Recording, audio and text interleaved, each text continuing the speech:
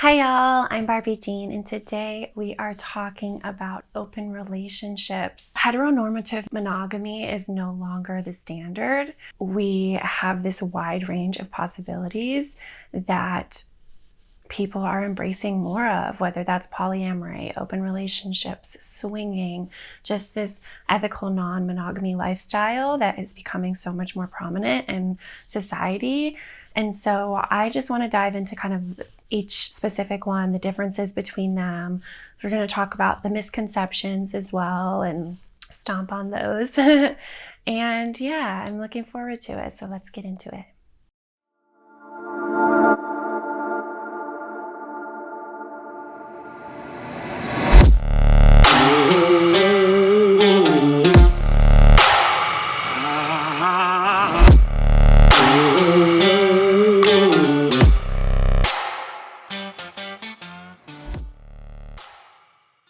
So there is this big umbrella of ENM, which is ethical non-monogamy relationships. It's far and wide. There are so many possibilities if you're interested in exploring open relationships or just opening yourself up to the possibility that maybe you don't want to be with one person for the rest of your life.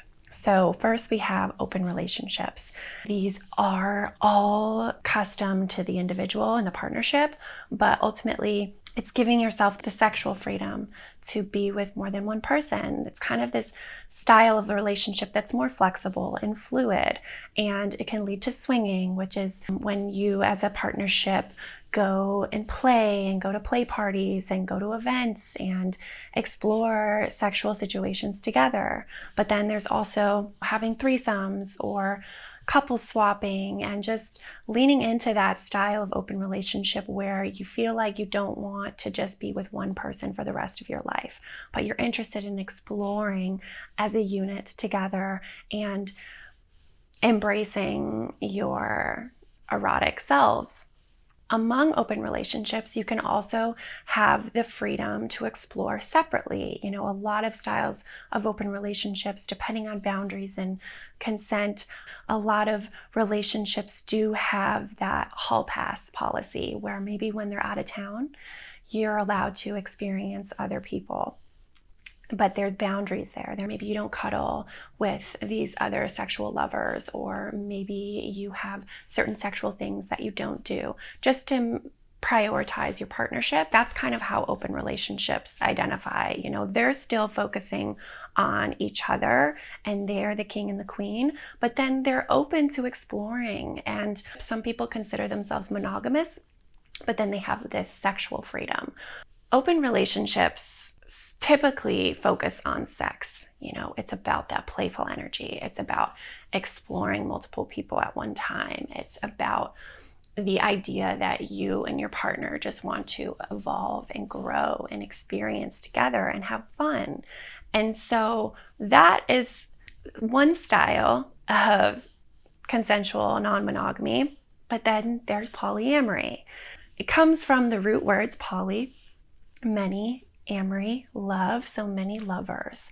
But it's focused on those intimate romantic connections, and it's the possibility of having multiple lovers at one time. Now, I like to think of it as this agreement. It really is. It's this style of relationships that you want. It's this style of life that you want. It's the idea that you see yourself with multiple people. You want that multi-consensual relationship style. But with polyamory, you have to have that communication. You have to have that consent with all parties involved. It's just this lifestyle where you just embrace the idea that you are in love with multiple people at one time, that you have multiple romantic partners at one time, or the possibility to have that, not maybe all the time, but it's just this agreement that you make with yourself. Now, I feel like us as a species, us as just humans, we're evolving so much. We have such low attention spans. We crave pleasure in so many different forms. We want to feel stimulated. We want to feel aroused. We just want to explore and enjoy life. And so I find that so many of us are moving more towards this open relationship style of life because it provides us this freedom and this pleasure to enjoy ourselves. Now, that doesn't mean it doesn't come with difficulties. Well, one of the main misconceptions that people have about open relationships or polyamory or just ethical non-monogamy in general is that it's unhealthy and unstable. But the truth is, if you practice a E&M relationship, you just have to be secure with yourself. You have to be able to communicate. You have to have this emotional intelligence that is willing to accept these things that may come up for you. Understand that jealousy exists. Another misconception is that jealousy just doesn't exist with people in this lifestyle. Well, that's not true either. Last week I did an episode about jealousy and compersion and how to cultivate compersion when you feel these jealousy emotions and those heavy feelings. With this style of relationships, jealousy does exist. Of course it does. It's a human emotion. It's a part of who we are. It's not just thrown out the window. That will still be there for you. So you have to recognize how to deal with your emotions. You can't just shut your partner down. You can't just shut yourself down. You have to move through those emotions and recognize where your boundaries come up and where some limits come up for you and how to move through that as a partnership. Because the more people you get involved, the harder it is dealing with multiple lovers, whether they are polyamorous partnerships or just sexy, fun playtime. It's still dealing with multiple emotions, dealing with multiple people, and that is a lot of work. It takes consistent consent, it takes consistent communication, and it's sometimes really exhausting. So that is just the main priority for this type of relationships. It's just to recognize before you move into this space that you feel secure with yourself. You understand where your boundaries are. You've done a lot of work on yourself to figure out what feels good for you. It really works if you're on the same page with the other person. That just really helps because you both have to be accepting of each other, exploring other people. So if you're both on the same page with your boundaries and what you want out of this relationship, then it really works and it really feels good to explore that together. Now, another misconception is that these relationships lack commitment or that they're for people that don't want to commit. Again, that is just so not true.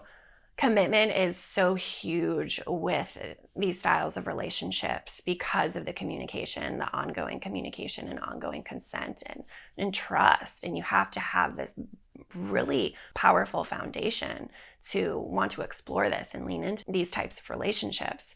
And so again, it is about commitment. You're constantly committing to yourself that this is what you want and it feels good for you, and you're committing to that with your partner and having these difficult conversations when maybe you cross each other's boundaries. I have a lot of friends that are in the polyamorous world and I just commend them. I can't imagine dating two people. I mean, we kind of casually date, but it's focused on the pleasure, it's focused on the sex. And polyamory is just like a really big commitment because you're committing your heart and your body and your love and your intimacy to more than one person. And to me, that just is like so incredibly brave, and it just takes a lot of energy and compassion and support and negotiations. I think a lot of the relationships that I know that are successful in polyamory, that are successful in swinging or just exploring openly, they have that foundation, they have that trust, they've built that partnership and it's strong, and they have this realistic mindset that a lot of us do where we're like, hey, like, I don't think I want to just fuck you for the rest of my life. I think I would love to explore other people. And it's really also common in the LGBTQ plus community too, because there's just this playful energy among queer folk, and there's a lot of people that really crave this fluidity among other human beings. And so recognizing those limits and boundaries that you have with yourself, being able to communicate that consistently with your partner, and then growing together, because it is this really magical experience. And I think the experience of life in general is just continuously evolving and growing. We want all of it, but there's a balance, and so figuring out what that balance is for you can really push you into this really energetic and beautiful pleasure state. I hope that you ask me questions if you're curious about dipping your toes into this style of relationship. If you are in this relationship already and you're feeling doubts, or maybe you have some heavy emotions coming up, just remind yourself to embrace those. Talk to yourself. Write. Talk to your partner. Take baby steps. I know I say that all the time, but baby steps are so important. Boundaries are so important. And just recognizing kind of which way you want to lean into this open relationship, polyamory, swinging lifestyle. There's so many different directions you can go, but ultimately you have to focus on communication and boundaries and trust. And it's a lot of work, but man, is it special. So I am now doing direct one-on-one coaching classes for individuals that are interested in just kink and intimacy coaching. And you can find that on my website, www.barbiejeanxo.com, and go to the Connect tab, and feel free to send me an email, or you can even sign up for a free consultation right there. And it's just taking that step with yourself. And with me, I'll just be there for you, and I will help give you those tools and remind you of those ways to practice self-love and cultivate self-compassion and grow into your kinky erotic self while holding your values true to who you are. Thanks again for being here. I love you guys. Talk soon. Mwah.